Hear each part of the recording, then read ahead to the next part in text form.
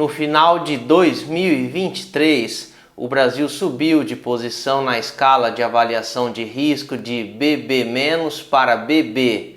Mas afinal, o que significa isso? Quais motivos levaram a essa melhora da imagem do nosso país e o que falta para atingir as posições mais elevadas? E é isso que a gente vai buscar entender no vídeo de hoje. Roda a vinheta. Bom, rapaziada, sejam muito bem-vindos mais uma vez aqui ao Dose Econômica. Para quem não me conhece, eu me chamo Eduardo. Antes de mais nada, eu quero desejar aqui um feliz 2024 para você que está assistindo esse vídeo e desejar também aí as boas-vindas aos novos inscritos aí que surgiram bastante aí no final de ano. E antes de mais nada, eu só quero deixar aqui um recado que esse canal no YouTube aborda temas de atualidades na área de economia, mas assim com abordagem mais, vamos dizer assim, mais leve, um pouco mais dinâmica.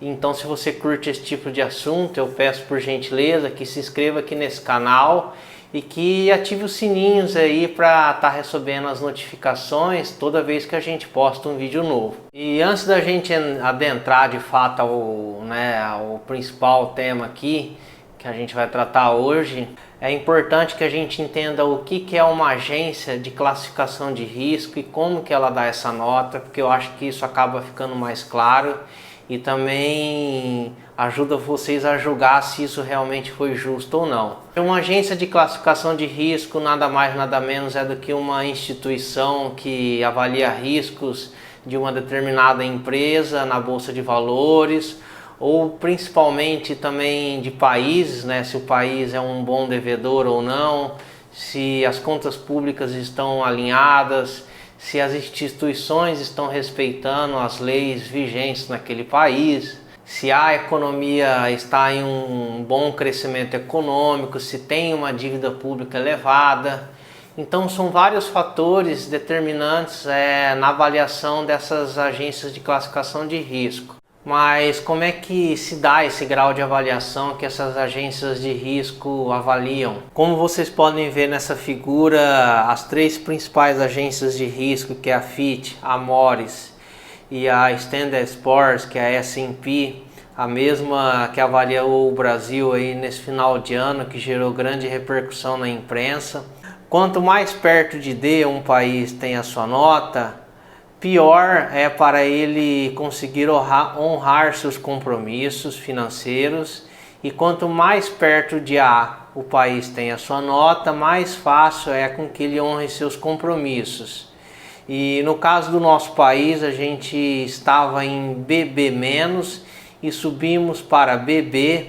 Ainda estamos na categoria de especulação, então a gente ainda não tem o grau de investimento como a gente tinha antigamente. Lembro a vocês aqui que o país já teve aí uma nota boa de investimento no período de 2008 a 2015, mas afinal, por que o Brasil teve essa melhora de nota de BB- para BB? Bom, tem uma série de motivos aí que a S&P levou em consideração. E o primeiro deles começou a surgir ali em torno de 2016, 2017, que foi a reforma trabalhista que passou aí durante o governo Temer. Ela ajudou a reduzir os custos na hora de contratação e também desburocratizando o mercado de trabalho. Há também a reforma da Previdência, que permitiu com que o governo investisse um pouco mais em outras áreas. Ocorreu aí a aprovação da independência do Banco Central, fazendo com que essa instituição não se submetesse aos caprichos aí da classe política. Um outro motivo também foi a criação de uma taxa de financiamento para o BNDES determinado pelo mercado, ou seja, os juros que o BNDES cobra dos seus empréstimos, eles não tem tanto subsídio quanto tinha antigamente, ou seja, não são juros abaixo da taxa que é cobrada pelo mercado. E por último, talvez a mais importante, foi a aprovação da reforma tributária, aí que a gente teve no final do ano, dando aí um certo gás no setor produtivo do nosso país. Ok, mas a gente podia estar bem melhor. né? Como vocês viram aqui a capa que eu coloquei no YouTube de que tá bom, mas tá ruim. Há ainda alguns motivos que falta a gente chegar no grau de investimento, como vocês viram ali atrás, como eu expliquei para vocês como é que funciona essas notas de investimentos. E um deles é que o governo tem evitado cortes de gasto e preferido aumento de receitas. Um outro problema também é a questão dos gastos rígidos, pois o país tem gastos obrigatórios muito grandes e acaba não conseguindo realocar para outras áreas.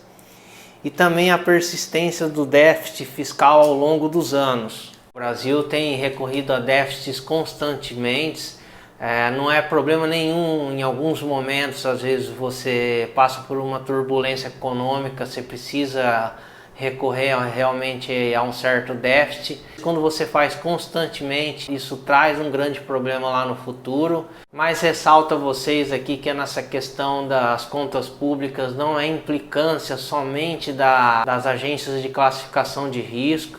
Tá? Às vezes a gente pode achar que é só uma simples agência que está implicando por conta de um motivo, poderia ter uma nota melhor, mas não. A própria OCDE, que é aquele bloco econômico dos países mais ricos, também alerta ao Brasil nessa questão fiscal. O relatório deles sobre a economia brasileira, que foi o Economic Surveys Brasil, feito aí em dezembro de 2023, que é mais ou menos assim um catadão de como está a economia brasileira. E nesse relatório eles relataram vários pontos em que o Brasil precisa melhorar, em que o Brasil está bem. E eu queria ressaltar aqui dois pontos que convergem no mesmo ponto das agências de classificação de risco, que é na questão fiscal do Brasil. Então a gente vê aqui nesse gráfico uma relação de dívida pública com o PIB, ou seja, o tamanho da dívida pública em proporção ao tamanho do PIB brasileiro.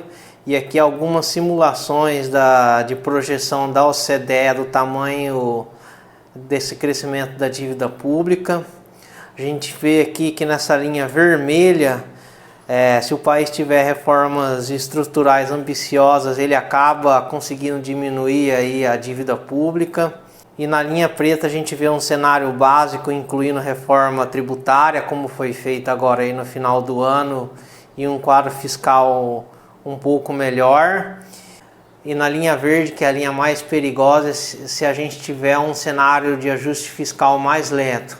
Ou seja, a dívida pública brasileira pode crescer aí mais de 100% em relação ao seu PIB nos próximos anos, se a gente buscar não ter um esforço maior na questão fiscal do nosso país. Outro ponto que a OCDE ressalta é em relação à Constituição de 1988. Ela aponta aí que a Constituição aborda alguns gastos obrigatórios, tornando aí com que a distribuição de recursos públicos elas são ineficientes. Então isso faz com que o país ele tenha problemas no seu crescimento econômico e também na questão da sua produtividade. E na opinião sua, será que o Brasil teve uma nota justa ou não? Então deixa aqui nos comentários o que você acha disso. E não se esquecendo, pessoal, eu volto semana que vem já normal com a programação, postando uma vez por semana.